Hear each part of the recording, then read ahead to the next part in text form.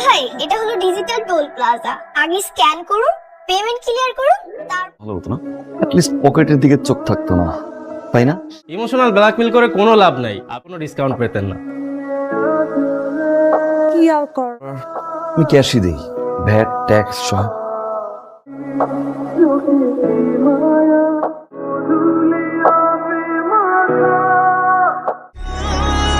বাবা তুমি নাকি মাল্টি, মাশাআল্লাহ মাশাআল্লাহ, তোমার কোম্পানিকে অনেক টাকা নাকি স্যালারি পাও। তা বাবা এই ভ্যাট ট্যাক্স কেটে নতুন জামাই না, এত প্রশ্ন করার কি দরকার? কি হয়েছে? তা বাবা মান্থলি প্যাকেজটা কিরকম? 6 ডিজিট না? ভাই আলহামদুলিল্লাহ মানে চলে আলহামদুলিল্লাহ, এগুলো বললেই হলো। তোমার কি আগের লাইফ আছে? এখন তুমি বিয়ে করছো, তোমার ফিউচার প্ল্যান কি তো বলো তো, ইন ডিটেইলস বলো। Actually, that question is not that much important. আরে তোমার বলতে হবে না, দাঁড়াও নতুন জামাই আসছে একটু মিষ্টি খাবে। সবচেয়ে নাম করা দোকানের নাম করো মিষ্টি নাম। আচ্ছা তোমার বাবা মা আসলো? ওনারা তো অনেক বিজি। তোমার বাবা মা কেমন আছে? খাওয়াই দে। আমিও খাবো। এই যে আচ্ছা একটু বলতো, হ্যাঁ নতুন জামাই, বাবা যাও তুমি তোমার রুমে যাও, যাও রেস্ট করো। ও আচ্ছা উঠো, জানে যা যাও আসেন। স্যালারি কত, ফিউচার প্ল্যান কি থেকে মাথা বল দেখছে আমার কাছে মনে হচ্ছে কি আমি জব ইন্টারভিউতে আসছি, এরকম চাপাচাপি করছে মোহন। তোমার সাথে জাস্ট মাঝখানে একটা দিন, এই একটা দিনের মধ্যে আমি না হয় 100 রুপেছি। বাসর ঘরে ওখানে আপনার ফ্রেন্ডের মিলে ফিতা ধরলো, সেই ফিতাও কাটলাম, উঠলাম। তারপর আসলো আপনার পরিবার বর্গ, আপনার চাচা চাচি ফুপা ফুপু সব মিলে 130 জনের মতো। তো আমি শুধু সালামি করেছি।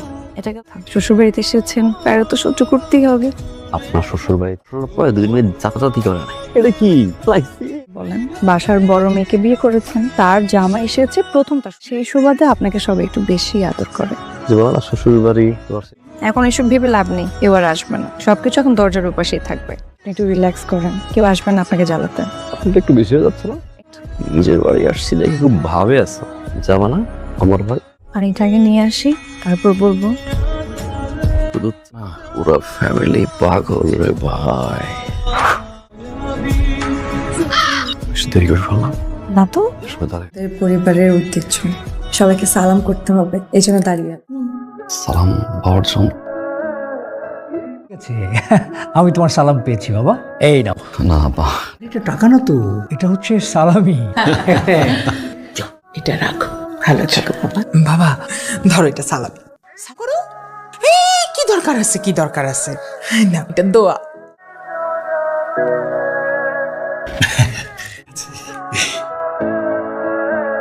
না বাবা, মনোযোগ দিয়ে সালাম করো। জি কি শুরু কর? নাও জামাই জি প্রপারলি সালাম হয় না, আরেকবার সালাম করো। আহা বাসার খাওয়ার সময় হয় না? না, ওর খাওয়ার সময় হয়, আগে সালাম করবে। ঠিক আছে নাও জামাই ছেলেটা কয় শতবার সালাম করবে তোমাদের দুজনকে? ও কি নাস্তা খাবে না? টেবিলে তো খাবারটা রেডি করতে সময় লাগবে, যাও না। আসো আসো তো বাবা, আসো। জামাই প্রপারলি তোমার সালামি ধরো, এবারতে ডাকলাম। জামাই ধরো।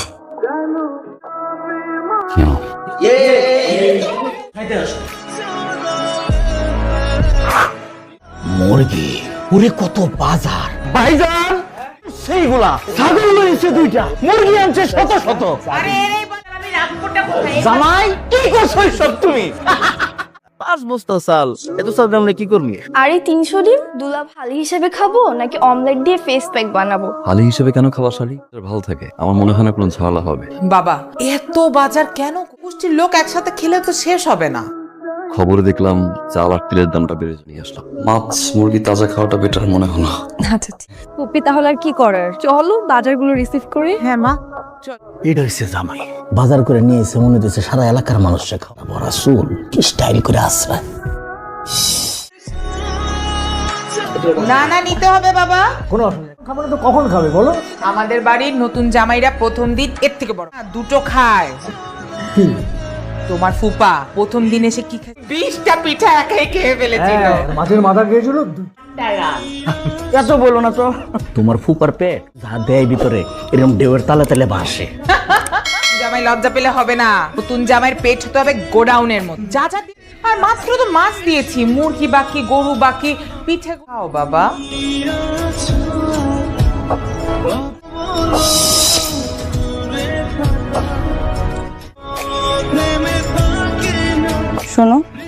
জায়গাটা আমার কাছে অক্সিজেন চেম্বার।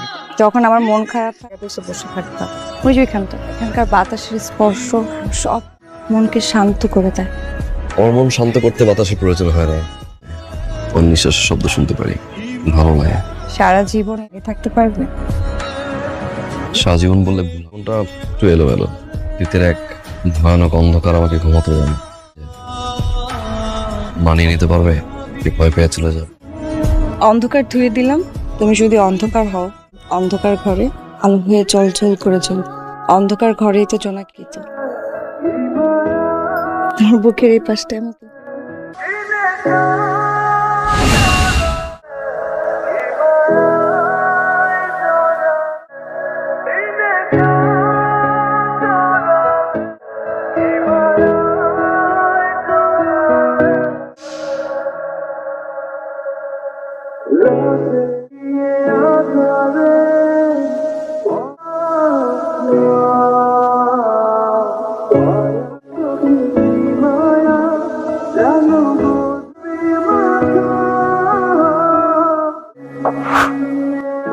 হাতে লাগবে তো? লাগবে না, আমার লাগবে। এটা দেখো, কিচ্ছু হচ্ছে না। আর খুব পছন্দ হয়। ওকে, একটা কথা বলি। বল না। আচ্ছা করবো না, বলো। কাল একটু অফিস যাও। অফিসে যাবো মানে? তুমি না 15 দিনের ছুটি নিলা? নিশ্চয়ই কোনো মানুষ ফোন করছে, না বলে কি হয় বলো? হ্যাঁ তো, যত কিছু হয়ে যাক না কেন। 15 দিনের ছুটি, ঠিক আছে ফাইন, এমন না যে হোল ডে অফিস করতে হবে। পাগলামি করো না, শুনলো না। কি শুনবো আমি? Immature, listen to me. পাগলামি করো না। পাগলামি কোথায়? আমি বললাম 1 ঘন্টা মানে 60 মিনিট। তুই আমার সাথে 60 মিনিট লাগে। রাইসা, আমি কোনো স্কুলে যাচ্ছি না যে লাইনে লাইনে রাখবো। মন খারাপ? আচ্ছা লাইনে থাকতে হবে না, ঠান্ডা, কিন্তু তাড়াতাড়ি চলে আসতে হবে কিন্তু। ওকে। দেখেন কি তাড়াতাড়ি সাইন করতেছে বউর কাছে যাওয়ার জন্য।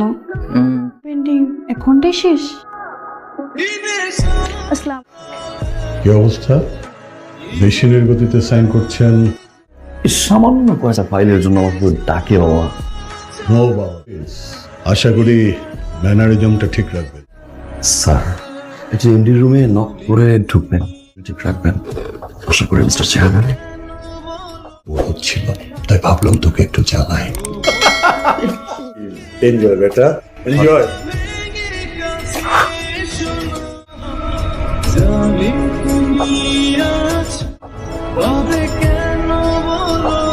রাইসা, কথা বলছো না কেন?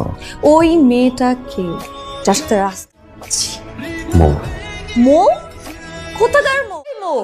আমি তো জানি না।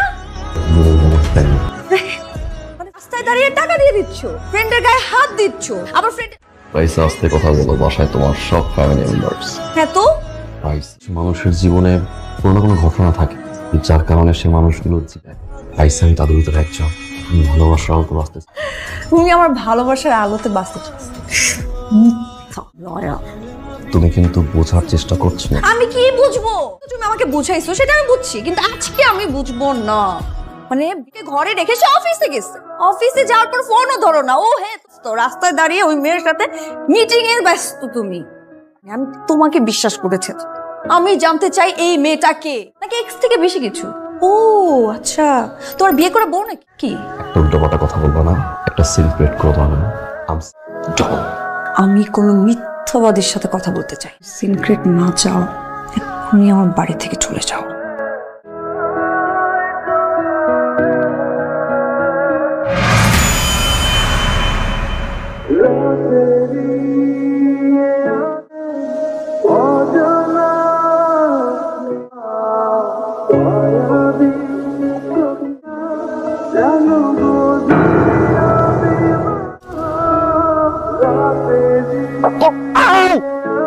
থাপ্পড় দিবি?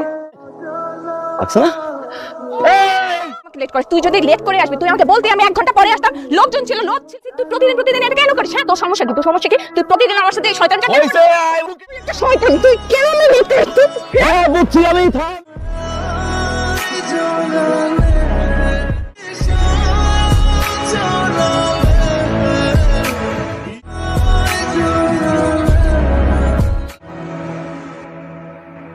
So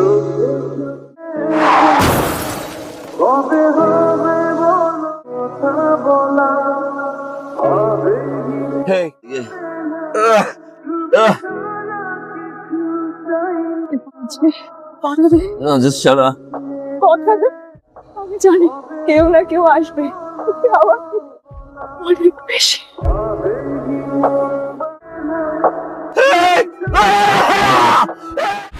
এরপর থেকে এই দিনে ভাইয়া আমাকে গরিব দুঃখী মানুষকে খাওয়ানোর জন্য। Thank you.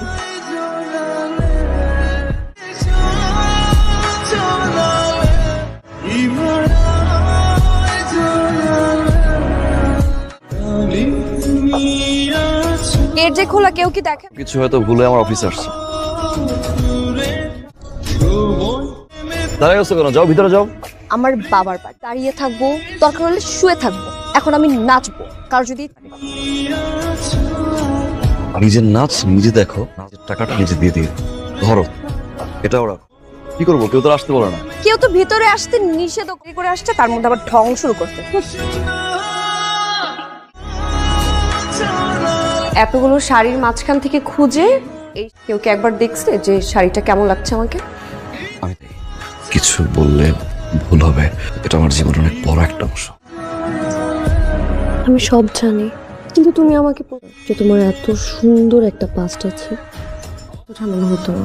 বলতে চেয়েছিলাম আমি বারবার, তাই ভুলতে হবে না। এত সুন্দর একটা বাবা, আমি চাই না তুমি ভুলো। সুন্দর অতিথি, আমি তোমার জীবনটাকে আরো সুন্দর করতে চাই, ভালোবাসতে চাই তোমাকে করে, তার মতো করে ভালোবাসতে পার, কিন্তু তার থেকে কম ভালো আমি বাসবো না। কান ধোলা কেন? ডিভোর্স লেটার পাঠাইছে কেন? আও টিপু একবারও না, পুরোটা পড়েনি। আমার সাইন ছিল কোনো কিছু?